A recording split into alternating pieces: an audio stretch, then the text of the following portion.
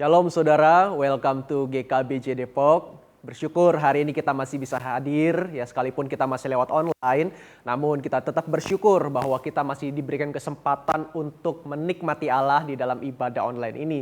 Dan saya berharap Bapak Ibu di rumah bisa tetap di dalam kondisi yang sehat dan tetap punya sukacita surgawi ya. Dan hari ini kita bersyukur kalau Allah menyambut kita kembali untuk beribadah pada hari ini. Ada satu ayat yang mau saya bacakan kepada Bapak Ibu Saudara yang terambil dari Roma pasal 14 ayat 7 sampai ayat ke-8. Sebab tidak ada seorang pun di antara kita yang hidup untuk dirinya sendiri dan tidak ada seorang pun yang mati untuk dirinya sendiri. Sebab jika kita hidup untuk Tuhan. Dan jika kita mati untuk Tuhan. Jadi baik hidup ataupun mati, kita adalah milik Tuhan. Puji Tuhan, ayat ini menegaskan kepada setiap kita bahwa baik hidup maupun mati, itu semua kita kerjakan. Karena apa? Karena kita adalah milik Tuhan. Jadi segala sesuatu yang kita lakukan semuanya karena kita adalah kepunyaannya Tuhan. Dan hari ini adalah kesempatan buat kita untuk bisa meresponi itu semua di dalam ibadah. Mari kita buka suara kita untuk memuji Tuhan. Kita suarakan apa yang menjadi isi hati kita, sukacita kita. Karena kita dimiliki oleh Dia. Mari kita berdoa sebelum kita menikmati ibadah. Bapa, tolong kami untuk kami bisa punya hati yang siap di dalam menikmati ibadah pada pagi hari ini. Dan biarlah sungguh apa yang akan kami kerjakan dalam ibadah ini, kami akan menyanyi, kami akan dengar firman-Mu dan melakukan hal yang lainnya, bisa sungguh-sungguh mendekatkan diri kami kepada kasih Tuhan yang lebih dalam lagi. Terima kasih, kami bersyukur di dalam nama Yesus kami berdoa. Amin. Saya undang setiap kita untuk bangkit berdiri, kita akan bersama-sama mengakui pengakuan iman bersama dengan gereja dari segala abad. Pengakuan iman rasuli.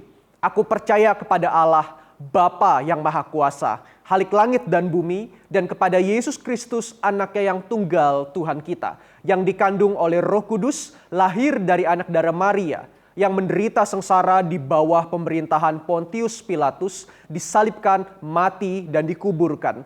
Turun ke dalam kerajaan maut, pada hari yang ketiga bangkit pula dari antara orang mati, naik ke surga, duduk di sebelah kanan Allah, Bapa yang Maha Kuasa. Dan dari sana ia akan datang untuk menghakimi orang yang hidup dan yang mati. Aku percaya kepada Roh Kudus, gereja yang kudus dan am, persekutuan orang kudus, pengampunan dosa, kebangkitan tubuh, dan hidup yang kekal. Amin. Silakan kita menikmati Tuhan di dalam ibadah ini. Tuhan Yesus memberkati setiap kita. Puji nama Tuhan. Mari kita beri tepuk tangan saudara buat Tuhan kita, Raja di atas segala raja. Mari kita sama-sama mau sukacita di hadirat Tuhan. Sama-sama kita mau bebaskan ekspresi kita di hadirat Tuhan. Dimanapun saudara berada, kita mau sama-sama puji Dia, saudara.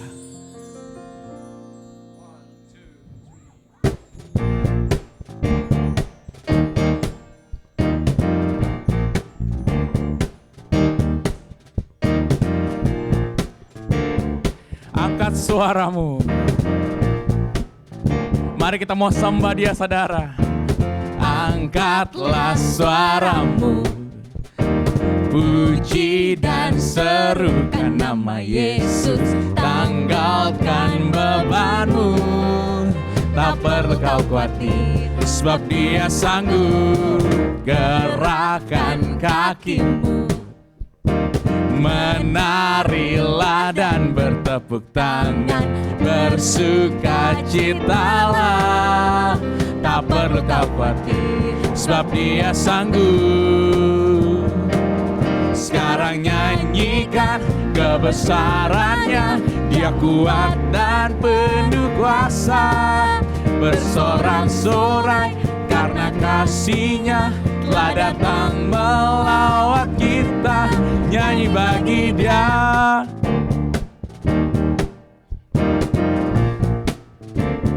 Mari dengan bersuka nyatakan, angkatlah suara, puji dan serukan nama Yesus. Puji dan serukan nama Yesus. Tanggalkan bebanmu, tak perlu kau khawatir, sebab Dia sanggup. Gerakan kakimu, menarilah dan dan bertepuk tangan, bersukacitalah. Tak perlu kau khawatir, sebab Dia sanggup. Sekarang nyanyikan kebesarannya, Dia kuat dan penuh kuasa. Bersorak-sorai karena kasih-Nya telah datang melawat kita. Sekarang nyanyikan kebesarannya, Dia kuat dan penuh kuasa. Bersorak-sorai karena kasih-Nya telah datang melawat kita. Nyanyi bagi Dia.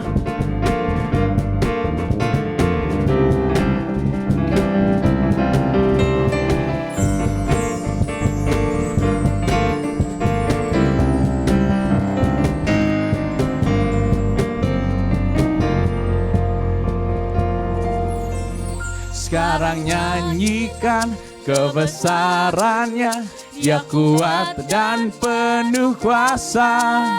Bersorak-sorai karena kasih-Nya telah datang melawat kita.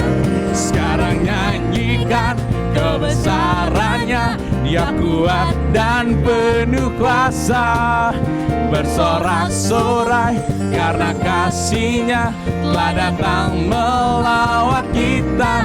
Nyanyi bagi Dia, nyanyi. Nyanyi bagi Dia. Sekali lagi saudara nyatakan, nyanyi bagi Dia. Haleluya.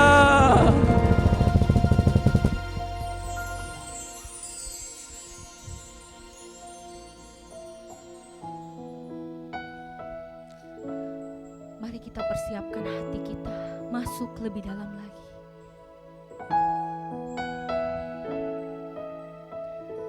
Dengan lembut Tuhan Yesus. Dengan lembut Tuhan Yesus memanggil, Ya panggil kau pulanglah. Dengan sabar Ia menengok dan tunggu kau menyambut Dia. Mengapa engkau tolak ajakannya? Ia mau engkau pulanglah.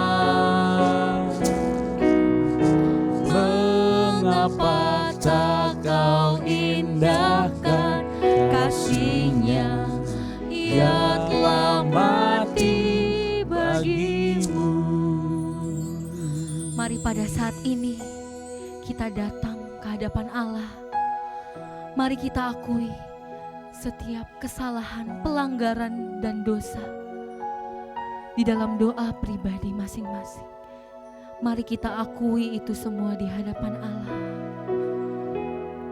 Ya Tuhan, kami berdosa. Sungguh kami berdosa ya Allah. Kami mengakui setiap dosa dan pelanggaran kami. Di hadapan. Mari dengar berita anugerah dari 2 Timotius 1 ayat 9. Dialah yang menyelamatkan kita dan memanggil kita dengan panggilan kudus, bukan berdasarkan perbuatan kita, melainkan berdasarkan maksud dan kasih karunia-Nya sendiri, yang telah dikaruniakan kepada kita dalam Kristus Yesus sebelum permulaan zaman.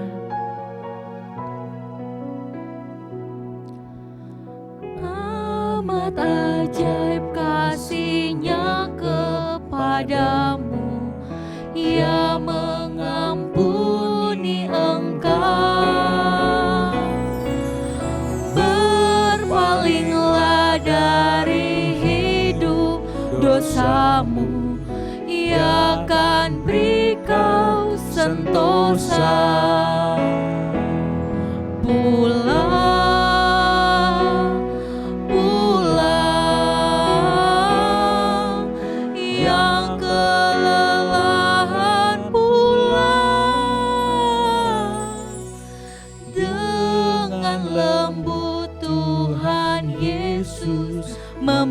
manggil, yang berlelah pulanglah.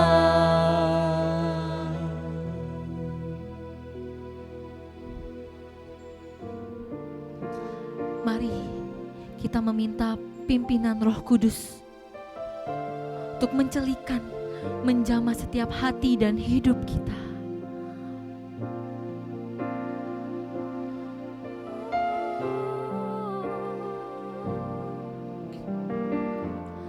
Allah Roh Kudus,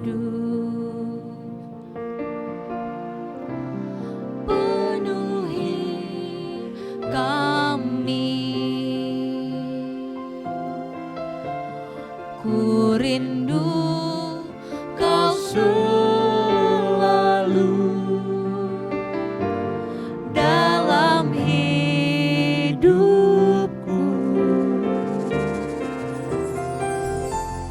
Allah Roh Kudus,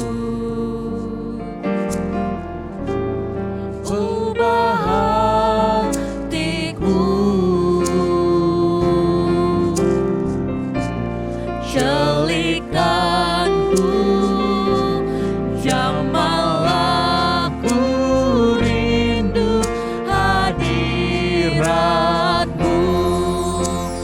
Ku sembah kudus, kudus, kuduslah Tuhan, dan ku sanjung Kau mulia, mulia bagi-Mu Tuhan. Allah Roh Kudus, penuhi setiap kami. Allah Roh Kudus, penuhi kami. Kami rindu Tuhan, ku rindu Kau selalu dalam hidupku. Allah Roh Kudus, Allah Roh Kudus, ubah hatiku, celikanku, jamahlah ku rindu hadirat-Mu. Ku sembah kudus, kudus, kuduslah Tuhan, dan ku sanjung Kau mulia, mulia bagi-Mu Tuhan. Ku sembah kudus, kudus, kuduslah Tuhan, dan ku sanjung Kau mulia, mulia bagi-Mu Tuhan, dan ku sanjung Kau mulia, mulia bagi-Mu Tuhan, dan ku sanjung Kau mulia, mulia bagi-Mu Tuhan.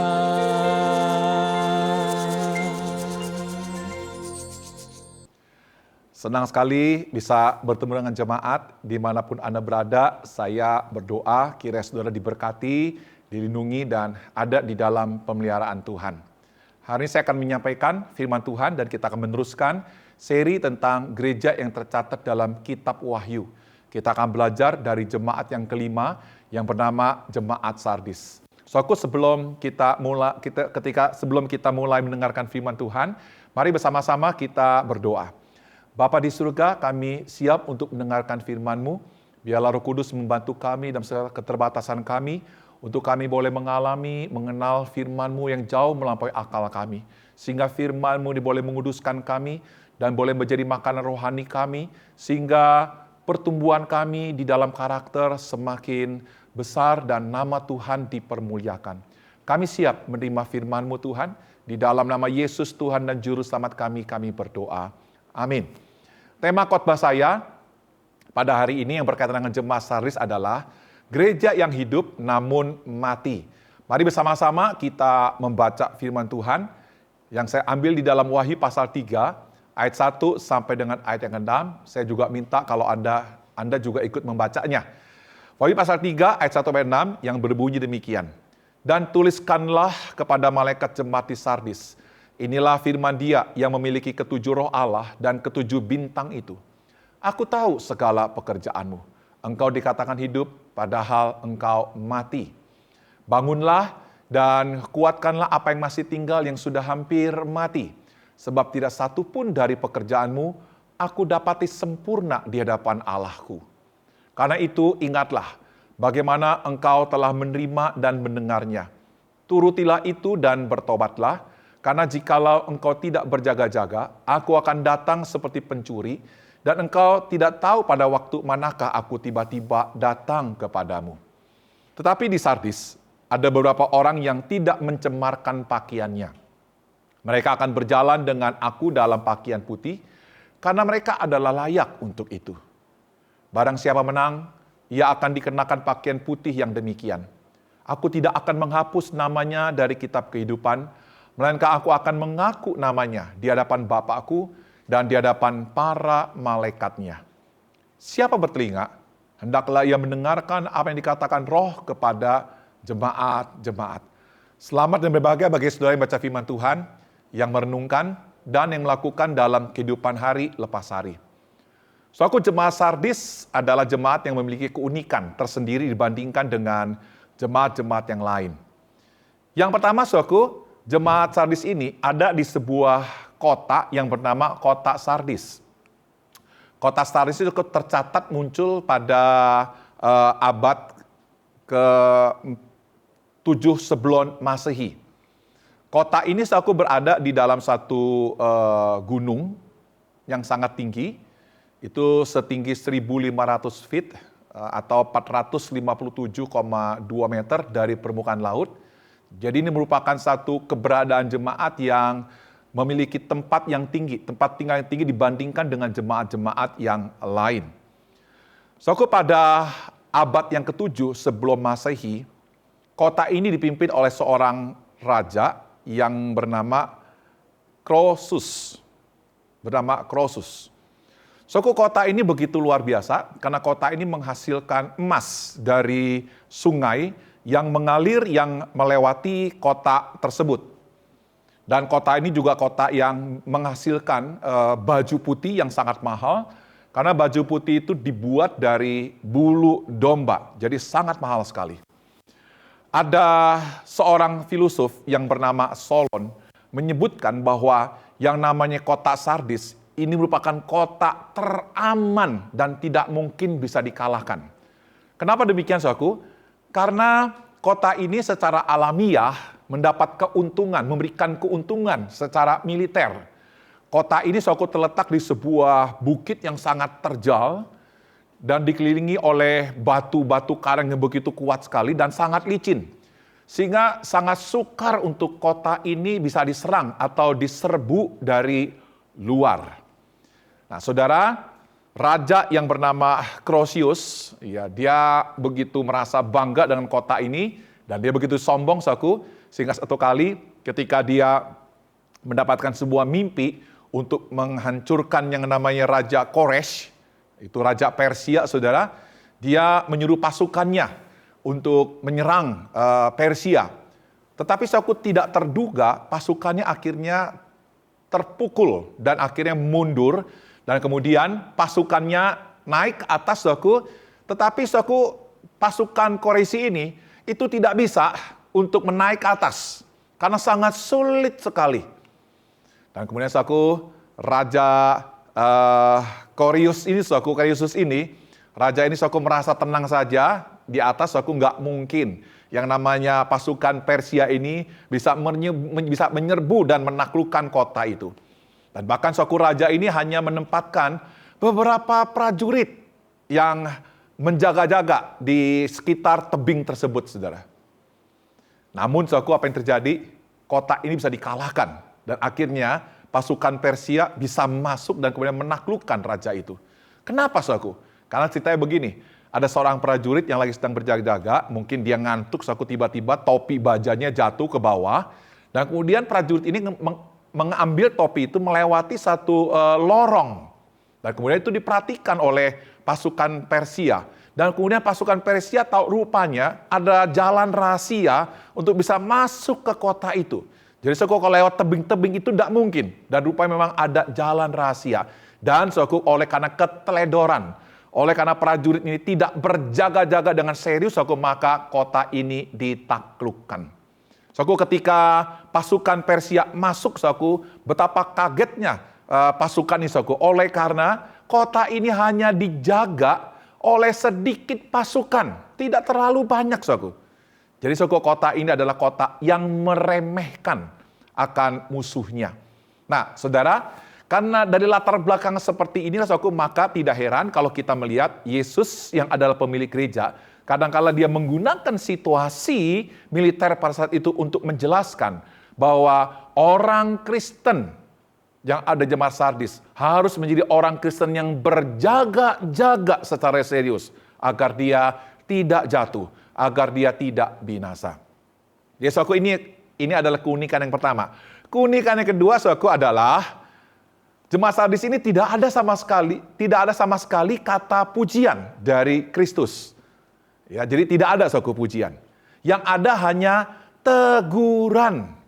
Ya, walaupun, saudaraku, tidak ada pujian, hanya ada teguran, bukan berarti tidak ada harapan. Justru, saudaraku, ketika Yesus menegur jemaat ini, karena Yesus melihat ada potensi, ada harapan untuk jemaat Sardis ini bangkit dari sebuah kematian. Yang ketiga, saudaraku, jemaat ini, saudaraku, tidak ada serangan dari luar melalui ajaran sesat atau serangan penganiayaan yang berusaha untuk menghancurkan gereja Tuhan. Seperti jemaat-jemaat yang sebelumnya sudah kita pelajari.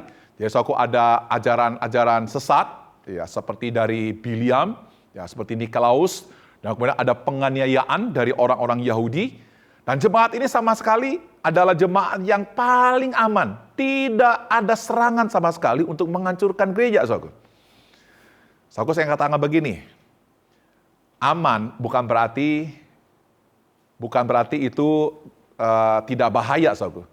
Justru dalam banyak hal, di dalam keamanan itulah banyak orang yang jatuh.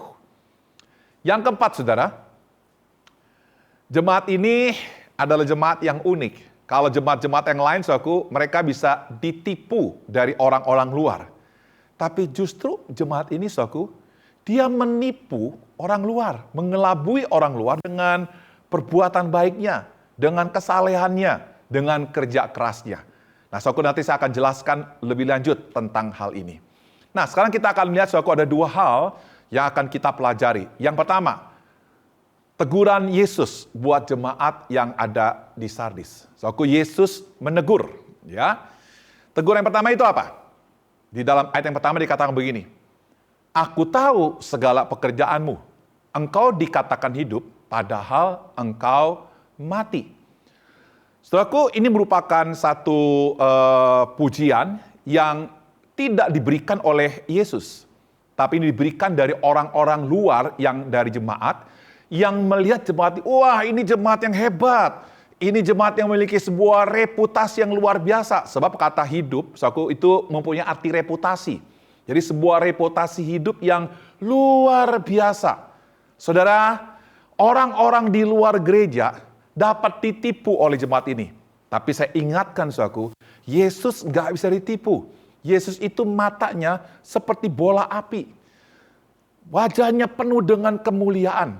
Dia bisa melihat secara transparan dan dapat tembus melihat apa yang terjadi pada setiap jemaat, termasuk jemaat yang ada di Sardis. Orang lain boleh memuji, mengatakan bahwa jemaat ini adalah jemaat yang hebat. Tapi Yesus mengatakan bahwa jemaat ini adalah jemaat yang mati. Mati di sini tidak dipakai kata yang biasa. Itu di dalam bahasa aslinya, kata mati itu dipakai kata nekros dalam bentuk nominatif. Nominatif itu ada arti sesuatu yang serius. Dan dalam bahasa Indonesia bagus sekali itu ada tanda seru. Jadi ini merupakan sebuah hal yang sangat serius, keadaan rohani yang sangat serius, yang lagi sedang dialami oleh jemaat Sardis. Mereka itu jemaat yang punya reputasi, tetapi sangat ironis secara rohani sebenarnya mereka lagi sedang mengalami hal yang sangat dan yang paling buruk, saudara. Itulah jemaat Sardis. Ini teguran Yesus buat jemaat ini. Yang kedua, saudaraku, jemaat ini, saudaraku, dikatakan seperti apa yang Yesus katakan. Yesus itu memiliki sebuah perkataan yang keluar dari mulut itu seperti pedang yang sangat tajam, lidah yang sangat tajam, saudaraku, yang akan mengoreksi, yang akan menyayat segala sesuatu yang tidak beres dari semua jemaat yang tercatat dalam kitab Wahyu. Ayat yang kedua dikatakan begini, sebab tidak satu pun dari pekerjaanmu aku dapati sempurna. Kata sempurna itu sebenarnya dalam bahasa aslinya bisa dapat diterjemahkan juga dengan lengkap atau penuh. Nah, sekarang pertanyaan begini, saudaraku, ya. Apa yang dimaksud dengan pekerjaanmu itu tidak sempurna? Nah, saudaraku, ini ada beberapa kemungkinan. Ya, ada beberapa kemungkinan. Kalau kita membaca, saudaraku, di dalam ayatnya yang keempat, ya, dalam ayat yang keempat, ya. Di situ dikatakan bahwa ada sebagian besar dari mereka yang memiliki baju putih, memakai baju putih yang sudah tercemar. Jadi tercemar di sini itu biasanya disimbolkan sebagai dosa. Nah, ada berapa kemungkinan, saudaraku, tidak sempurna di sini, ya.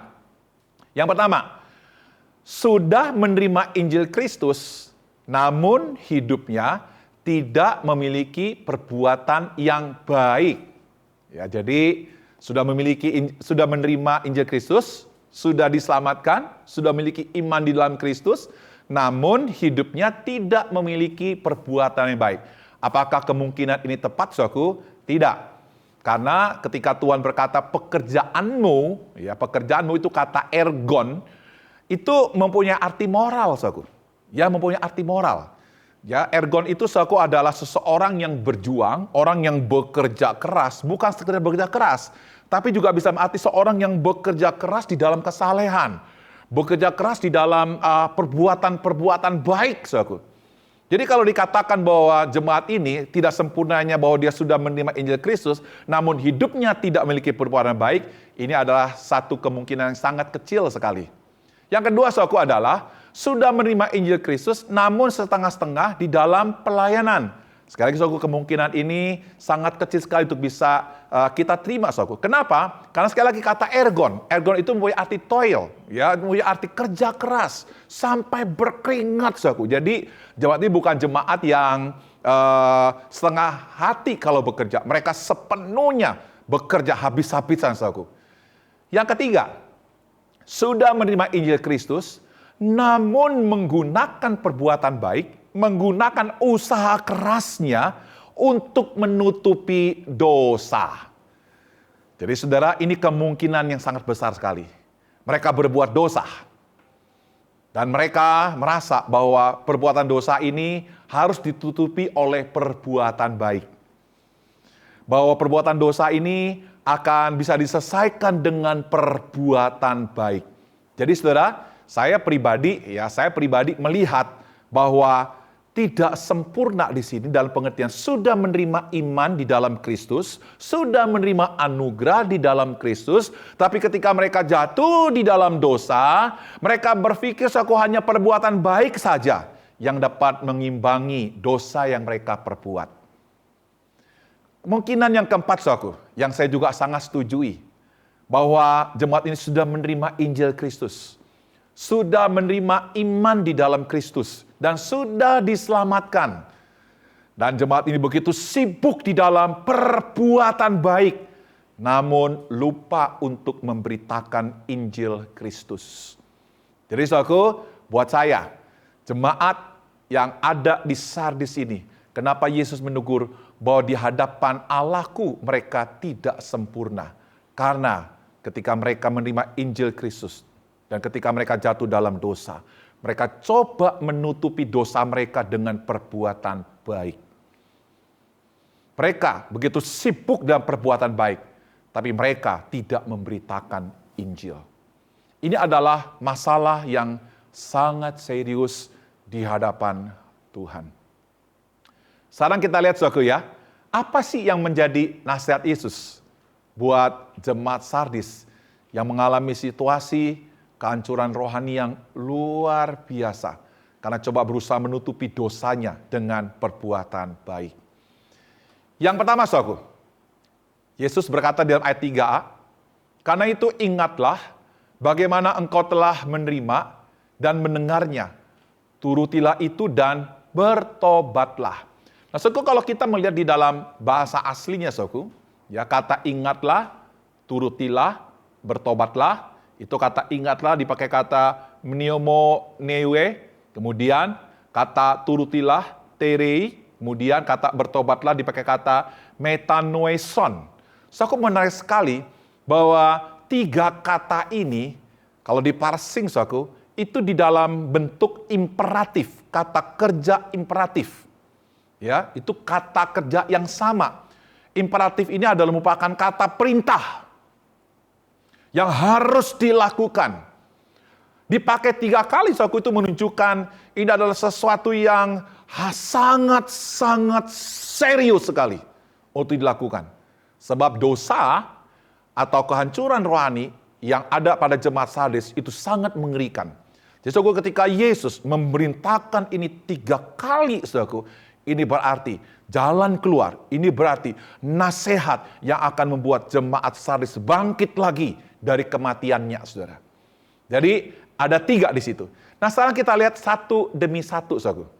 Ya, karena itu ingatlah bagaimana engkau telah menerima dan mendengarnya. Jadi saudaraku, untuk mengalahkan yang namanya kelesuan, keberobokan rohani, ya, bukan dengan perbuatan baik, saudaraku, bukan dengan perbuatan baik, tapi dimulai dari pikiran, dimulai dari sebuah memori. Ingatlah di sini itu artinya saudaraku bahwa mereka pernah mendengarkan pengajaran yang sehat. Mereka pernah mendengarkan pengajaran yang murni. Mereka pernah menerima sesuatu yang benar dari rasul-rasul, saudaraku, dari orang-orang Kristen yang memberitakan Injil kepada mereka. Saudaraku, dari sini kita mesti belajar satu hal yang sangat penting. Jemaat, kita tidak bisa menghindari mungkin satu saat kita akan gagal. Kita mungkin bisa jatuh di dalam dosa. Tapi saya ingin katakan kepada jemaat, berbahagialah Anda kalau dari sejak sekarang atau waktu Anda sebelum dibaptis, Anda belajar firman Tuhan. Anda belajar kebenaran firman Tuhan. Karena kebenaran firman Tuhan yang Anda pelajari itulah yang nanti akan dipakai oleh Roh Kudus ketika engkau gagal, ketika engkau jatuh. Roh Kudus akan membangkitkan Anda oleh karena kebenaran itu. Karena kebenaran itu mampu untuk menguduskan saudara kembali. Karena kebenaran itu mampu akan membuat engkau kuat dan bangkit berjalan di dalam Kristus. Saudaraku, Yesus mengingatkan kepada jemaat di Sardis untuk mengingat apa yang pernah mereka terima, apa yang mereka telah dengar. Saudaraku, menurut saudara, mereka dengar apa sih dari para rasul? Mereka dengar apa sih dari orang-orang yang dimenangkan oleh para rasul? Saudaraku, apakah para rasul mengajarkan tentang perbuatan baik? Apakah para rasul mengajarkan hal-hal yang berbau agamawi, saudaraku? Kalau kita mempelajari kisah para rasul dan tulisan Paulus, saudaraku, jelas sekali bahwa para rasul itu cuma satu tujuannya, yaitu memberitakan Injil Kristus, memberitakan kasih karunia Allah di dalam Kristus, bukan memberitakan agama, bukan memberitakan perbuatan baik sebagai jalan keselamatan. Saudaraku, ada seorang penafsir yang bernama John Gill, saudaraku. Ya, dia mengatakan Dan dia menafsirkan ayat ini, saudaraku, teks ini sebagai ini, saudaraku. Ya, jadi ayat ini, saudaraku, didesain untuk sebagai sebuah nasihat untuk ditaruh di dalam pikiran gereja Sardis tentang doktrin anugerah, tentang pembenaran karena kebenaran di dalam Kristus dan pengampunan melalui darah Kristus dan penebusan di dalam pengorbanannya, yang John Gill bilang seringkali doktrin ini, seringkali pengajaran ini dilupakan dan bahkan dikubur di dalam sebuah kuburan gereja, sehingga jemaat tidak lagi mendapatkan pengajaran ini, saudara. Saya berdoa, saudaraku, gereja kita jangan sampai jatuh di dalam sebuah ekstrim, menekankan kembali perbuatan baik, menekankan kembali hukum Taurat, menekankan kembali aturan-aturan yang bersifat agamawi. Saudaraku, kita sudah ditebus, kita sudah mengalami anugerah dalam Kristus. Ingatlah akan hal itu. Saudara, ini yang pertama. Yang kedua, saudaraku, adalah turutilah. Turutilah. Jadi, saudaraku, penulis Wahyu ini, itu Yohanes, tidak mengatakan hindarilah. Saudaraku, kalau pakai kata hindarilah itu nggak cocok, saudaraku. Karena jemaat yang ada di Sardis ini telah berbuat dosa. Jadi nggak perlu lagi dihindari, saudaraku. Ya, mereka sudah jatuh dalam dosa kok. Yang paling penting ketika mereka jatuh dalam dosa adalah mereka mesti menuruti apa yang seharusnya mereka lakukan supaya mereka bisa bebas dari ikatan dosa. Jadi begini, saudaraku, dosa itu tidak bisa ditutupi dengan perbuatan baik. Dosa itu tidak bisa diselesaikan dengan perbuatan baik. Dosa itu hanya bisa diselesaikan dengan kita melakukan sesuatu yang telah Tuhan perintahkan buat kita. Kata turutilah, itu arti kita mentaati apa yang Tuhan perintahkan kepada kita. Saudaraku, dosa utama dari jemaat Sardis bukan pada apa yang tidak dilakukan. Saudara, jemaat Sardis itu melakukan perbuatan baik kok. Mereka melakukan kesalahan amat luar biasa kok. Tapi sayang, saudaraku, mereka menggunakan kesalahan itu untuk menutupi dosa mereka. Mereka merasa dengan berbuat salah itu dosa mereka diampuni. Jadi, saudaraku, bukan pada apa yang tidak dilakukan, namun pada apa yang seharusnya dilakukan. Yaitu minta pengampunan dosa dari Tuhan dan menegakkan Injil Kristus. Saudaraku, Tuhan sangat sederhana sekali ketika kita jatuh di dalam dosa, saudara. Firman Tuhan berkata seperti apa? Jika kita mengaku dosa kita, maka Ia adalah setia dan adil sehingga akan mengampuni segala dosa kita dan menyucikan kita dari segala kejahatan. Saudaraku, dosa dan kejahatan tidak bisa dibersihkan oleh perbuatan baik. Dosa dan segala kejahatan hanya bisa dibersihkan dengan darah Yesus. Saudaraku, taatilah, yaitu untuk memberitakan Injil. Saudaraku, jangan sampai gereja kita, saudaraku, begitu fokus dengan segala pelayanan, dengan segala kesalehan, dengan segala perbuatan baik, dengan segala apapun yang kita lakukan di gereja ini, sampai kita lupa memberitakan Injil, saudaraku. Jangan sampai yang namanya hal yang baik, saudaraku, mengalahkan yang terbaik. Yang utama mengalahkan yang terutama. Gereja kita harus tetap memperjuangkan yang terutama. Menjadikan yang terbaik tetap menjadi yang terbaik. Aku di dalam rapat secara virtual, ya melalui Zoom berapa hari yang lalu, saya tegaskan kepada para majelis, para pemimpin, agar gereja kita selalu tidak lupa pada sebuah misi penginjilan. Misi untuk memberitakan Kristus kepada suku-suku, kepada orang-orang yang belum percaya pada Yesus. Dan untuk itu, kita harus bekerja sama dengan lembaga-lembaga misi yang membawa Injil kepada suku-suku itu. Itu harus menjadi nyawa. Itu harus menjadi dasar dari sebuah kekuatan gereja kita untuk memenangkan sebanyak mungkin orang. Yaitu memberitakan Injil Kristus. Jadi, saudaraku, jemaat Sardis, Tuhan bilang begini, turutilah. Lakukanlah apa yang seharusnya engkau lakukan ketika kau jatuh dalam dosa. Minta ampun sama Tuhan. Dan lakukanlah pemberitaan Injil. Selanjutnya, saudaraku, yang ketiga, Tuhan bilang apa? Bertobatlah. Nah ini menarik sekali saudaraku. Kata bertobat di sini itu beda dengan dua kata kerja yang lain. Yaitu tadi ingatlah dan turutilah. Kalau ingatlah dan turutilah itu dipakai kata kerja yang sifatnya present. Yang artinya terus menerus mesti dilakukan. Tapi beda dengan bertobatlah. Kalau kata bertobat ini aku dipakai grammar waktunya itu dipakai kata auris. Jadi sesuatu yang dulu pernah terjadi. Artinya begini, saudaraku, ketika Yesus ngomong seperti ini, Yesus minta kepada jemaat Sardis, kamu kembalilah kepada pertobatan yang pertama. Itu maksudnya. Pertobatan yang pertama, bukan pertobatan yang sekarang. Pertobatan sekarang itu adalah kamu berbuat dosa dan kamu menebusnya dengan perbuatan baik. Kamu merasa bahwa dengan perbuatan baik kamu bisa menyelesaikan masalah dosa. Itu adalah pertobatan agamawi. Pertobatan yang Yesus minta adalah pertobatan yang di awal. Yang pernah engkau lakukan. Itu apa? Pertobatan ilahi. Sebuah pertobatan yang berkata seperti Tuhan, apapun yang ada pada saya, termasuk perbuatan baik saya, itu tidak bisa menebus kesalahan saya, dosa saya, itu tidak bisa membawa saya bebas dari murka Allah, kecuali engkau mengampuni saya. Yesus, hanya di dalam namamu lah aku percaya bahwa engkau akan menyelamatkan saya dan membenarkan saya. Itu yang disebut dengan pertobatan yang ilahi. Kembali kepada anugerah, kembali kepada Injil Kristus, bukan kembali kepada sesuatu yang sifatnya agamawi. Bertobatlah, dan pengertian yang seperti itu. Jadi saudaraku, ini ada 3 perintah yang Tuhan berikan sebagai jalan keluar. Yang kedua saudaraku adalah kita lihat saudaraku di dalam ayat selanjutnya. Ya, ayat yang keempat. Tetapi di Sardis ada beberapa orang yang tidak mencemarkan pakaiannya. Mereka akan berjalan dengan aku dalam pakaian putih karena mereka adalah layak untuk itu.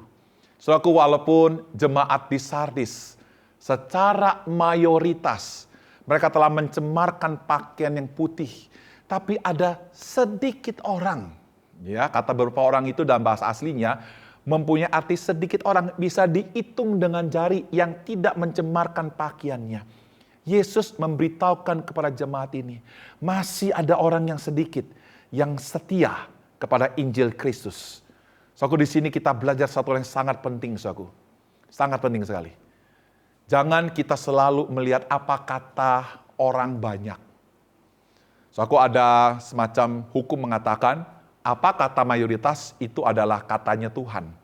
Tapi saudaraku, itu tidak sesuai dengan prinsip firman Tuhan.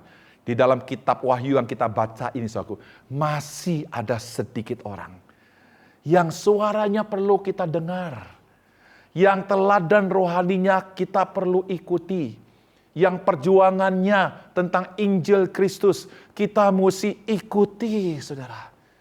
Saya ingin beritahu pada saudara, sekalipun jemaat di sini secara mayoritas, secara kebanyakan telah mengalami kerusakan rohani yang total. Tapi Tuhan sangat mengasihi jemaat ini. Dia berkata, sekalipun masih ada sedikit orang yang tersisa, jemaat ini masih ada harapan.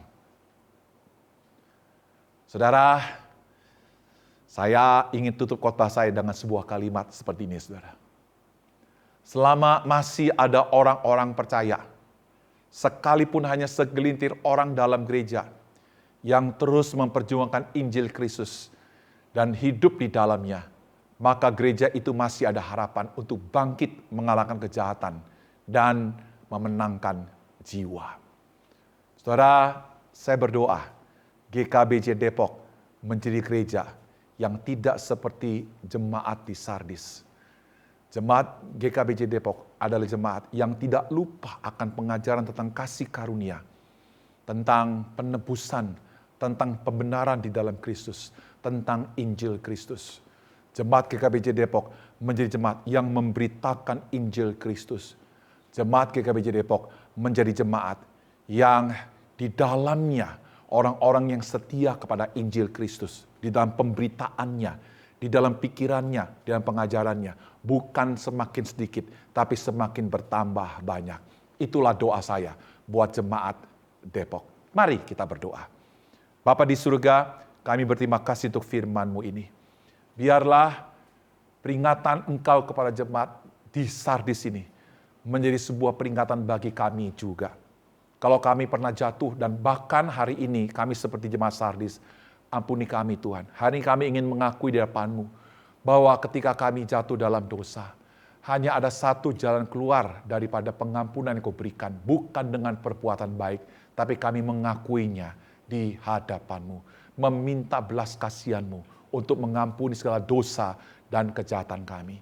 Dan ajarkan kami Tuhan menjadi jemaat yang tidak fokus pada pelayanan yang begitu banyak, tapi melupakan misi, yaitu memberitakan Injil Kristus, memenangkan orang sebanyak mungkin bagi Kristus. Ingatkan kami Tuhan, agar gereja ini menjadi gereja yang bermisi bagi kerajaan Allah. Terima kasih Bapak, bahwa di dalam gereja ini masih ada orang yang setia memberitakan Injil Kristus, yang setia memberitakan salib Kristus, yang setia memberitakan pengampunan, pembenaran, dan penebusan di dalam Kristus.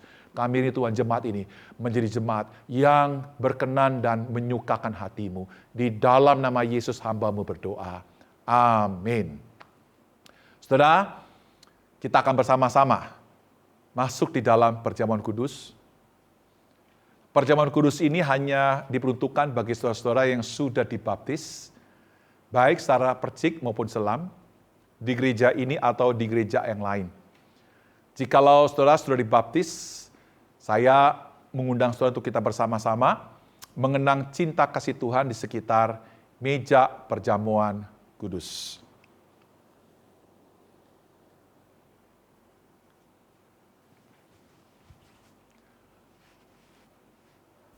Tuhan Yesus berkata, berbahagialah mereka yang lapar dan haus akan kebenaran, karena mereka akan dipuaskan.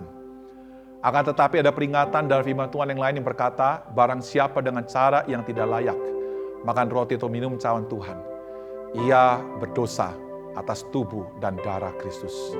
Saudaraku, sebelum kita memakan roti dan meminum cawan ini, kita berdoa, kita mengakui dosa kita di hadapan Tuhan, atau ada dari saudara ingin berkomitmen melakukan sesuatu yang menyenangkan hati Tuhan. Mari bersama-sama kita berdoa.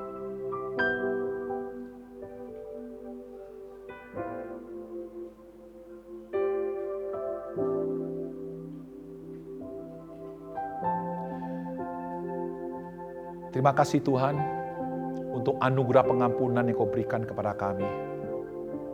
Ingatkanlah kami terus-menerus Tuhan, bahwa Engkau telah mengampuni kami, bahwa Engkau telah menghapus dosa kami.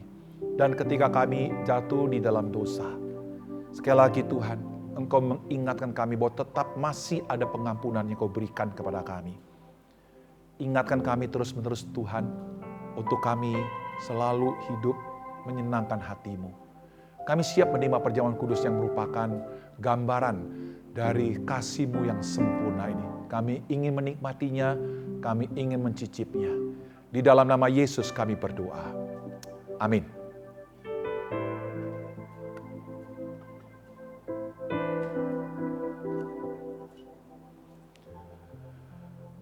Pada malam sebelum Yesus diserahkan, Ia mengambil roti, lalu memecahkan, saya berkata, inilah tubuhku yang dipecahkan bagi kamu.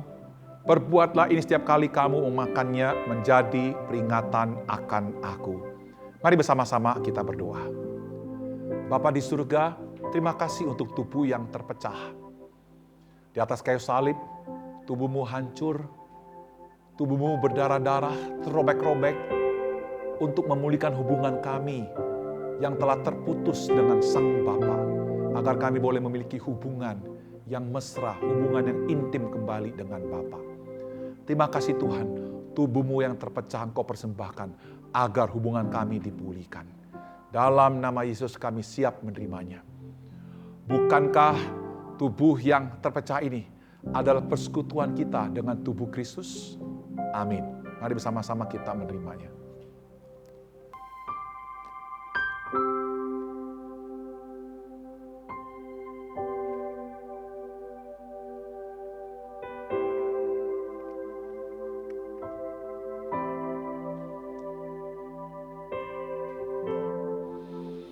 Sesudah makan, lalu Yesus mengambil cawan, mengucap syukur atasnya. Saya berkata, bukankah cawan penyajian baru ini adalah cawan yang dimeteraikan oleh darahku. Perbuatlah ini setiap kali kamu meminumnya, untuk menjadi peringatan akan aku. Mari bersama-sama kita berdoa. Bapa di surga, terima kasih untuk cawan anggur ini yang menjadi lambang dari pencurahan darah-Mu. Darah-Mu itulah yang menyucikan hati kami dari dosa. Darah-Mu itulah yang membuat hati kami kembali kudus suci di hadapan-Mu. Terima kasih untuk darah-Mu ini. Di dalam nama Yesus kami siap menerimanya. Bukankah cawan pengucapan syukur yang atasnya kita mengucap syukur adalah persekutuan kita dengan darah Kristus? Amin. Mari bersama-sama kita menerimanya.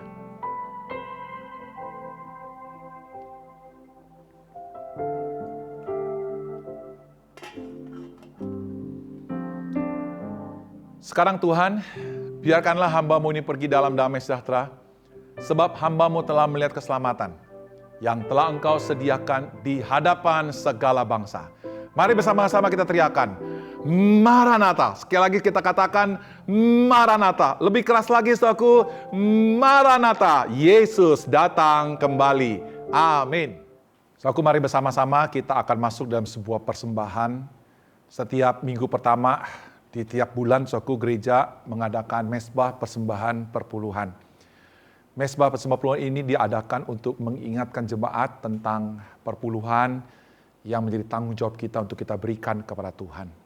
Saudaraku, tak kala kita memberikan perpuluhan, bukan untuk kita mengejar berkat, bukan untuk kita supaya Tuhan terus memberkati kita atau kita memaksa Tuhan. Bukan, saudaraku. Kita memberikan perpuluhan oleh karena kita sudah diberkati oleh Tuhan. Kita berikan perpuluhan oleh karena kita mengasihi Tuhan. Dan bentuk dari kasih itu adalah kita mau taat kepada apa yang Tuhan minta kepada kita. Saudaraku, mari bersama-sama kita persiapkan hati kita untuk kita membawa persembahan perpuluhan ke hadapan Tuhan. Sebelum kita memberi, saya akan bacakan Malaki pasal 3 ayat yang ke-10 yang berbunyi demikian. Bawalah seluruh persembahan persepuluhan itu ke dalam rumah perbendaharaan, supaya ada persediaan makanan di rumahku, dan ujilah aku firman Tuhan semesta alam. Apakah aku tidak membukakan bagimu tingkap-tingkap langit dan mencurahkan berkat kepadamu sampai berkelimpahan. Mari bersama-sama kita berdoa, kita angkat amplop kita, saudara. Bapa di surga, kami bersyukur kalau Engkau sudah memberkati kami. Sebuah berkat yang sempurna itu Yesus mati bagi kami. Kasih-Mu yang sempurna Engkau berikan kepada kami. Biarlah kasih-Mu ini menjadi motivasi kami, yang menggerakkan kami, untuk kami memuliakan nama Tuhan dengan harta yang telah Engkau percayakan kepada kami. Tuhan, tak kala kami memberikan perpuluhan, bukan lagi sedang maksud kami untuk memaksa Engkau memberkati kami, supaya kami diberkati lebih banyak lagi. Bukan karena itu Tuhan, tapi karena kami sungguh ingin mentaati Engkau yang sudah mengasihi kami. Dan kami percaya ketika kami memberi, kami akan mengalami dari berkat kepada berkat. Terima kasih Bapak, inilah doa kami, di dalam nama Yesus kami siap memberi. Amin. Mari saudara, kita sama-sama mau bangkit berdiri, kita mau beri hormat bagi Allah Bapa kita. Hormat bagi Allah Bapa, hormat bagi anaknya, hormat bagi Roh penghibur ketiganya yang esa. Haleluya, haleluya, ketiganya yang esa. Hormat bagi Kristus Tuhan, hormat bagi Kristus Tuhan, kala menjadi manusia. Hormat bagi Raja Gereja, Juru selamat dunia. Haleluya, haleluya, juru selamat dunia.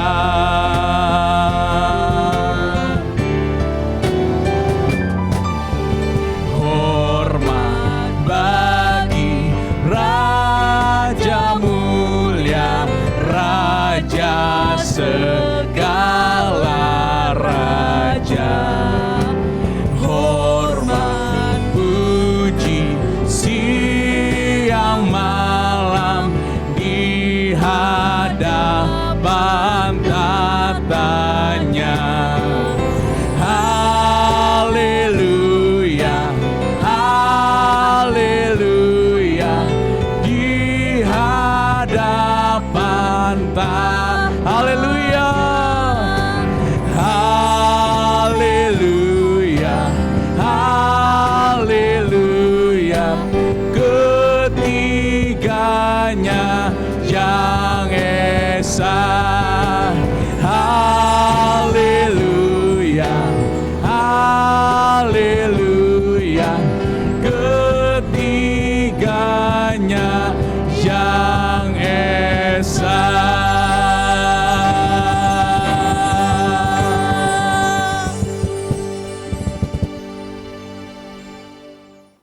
Saudaraku yang terkasih, di hujung ibadah online kita ini, kita sama-sama menerima berkat dari Tuhan. Saudaraku yang terkasih, dimanapun engkau berada, terimalah berkat yang datang dari Allah Tritunggal. Pohon segala sumber berkat itu atas nama Bapa, Putra, dan Roh Kudus memberkati kita sekalian. Diberkatilah engkau dengan karakter Kristus yang lemah lembut dan rendah hati. Diberkatilah engkau dengan kasih sayang yang begitu besar yang dilimpahkan oleh Allah Bapa dalam hidupmu. Diberkatilah engkau dengan kuasa yang datang dari Roh Kudus yang akan mengefektifkan kesaksian hidupmu bagi kemuliaan Kristus. Diberkatilah mulai dari hari ini sampai Yesus datang dalam kemuliaannya. Maranatha, amin.